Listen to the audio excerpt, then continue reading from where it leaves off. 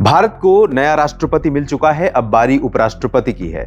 हम इस रिपोर्ट में जानेंगे उपराष्ट्रपति के चुनाव की प्रक्रियाओं के बारे में, कौन कौन वोट करेगा और चुनाव कब है, कब परिणाम आ जाएगा। नमस्कार, स्वागत आपका इंडिया.com पर। मैं हूं देवेंद्र त्रिपाठी।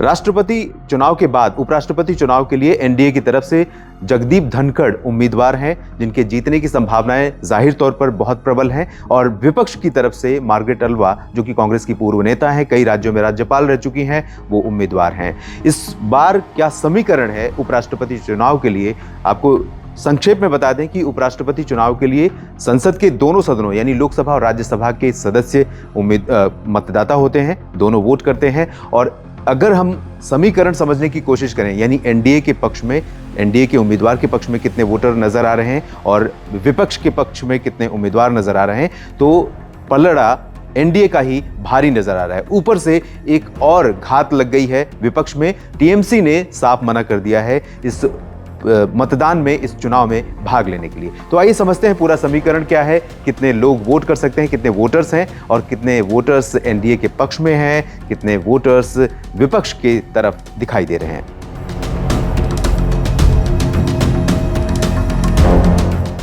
भारत में अब तक 13 उपराष्ट्रपति बन चुके हैं। अब बारी 14वें उपराष्ट्रपति को चुनने की है और जिसके लिए मुकाबला जगदीप धनखड़ और मार्गरेट अल्वा के बीच में है।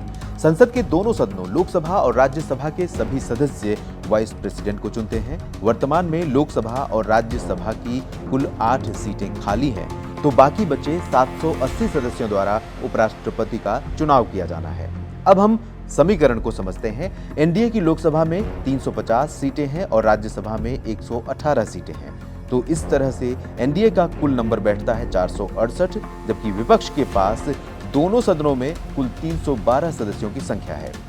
यानी एनडीए विपक्ष से 156 सीटें यहीं पर आगे निकल जाता है। विपक्ष के पास जो 312 हैं, उनमें भी शिवसेना का समीकरण बदल चुका है, जिसके 19 सांसद हैं और जो इस समय एनडीए के साथ यानी बीजेपी के साथ महाराष्ट्र में सरकार बना चुकी है।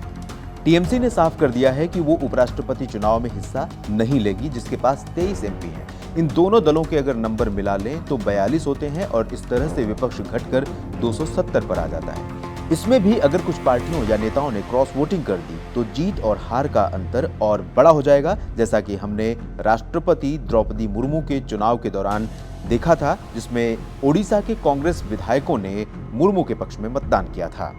अगर हम इस समीकरण को सही समझें और ये समीकरण कल हमें देखने को मिलता है, तो निश्चित तौर पर मार्गरेट अल्वा का चुनाव लड़ना एक औपचारिकता मात्र है, जिसे विपक्ष की पार्टियां निभा रही हैं। इंडिया.com की इस रिपोर्ट में फिलहाल इतना ही। आप लगातार जुड़े रहिएगा हमारे साथ देश और दुनिया की तमाम खबरों के लिए। साथ ही साथ हमारा YouTube चैनल भी सब्सक्राइब करना न भूलें। धन्यवाद।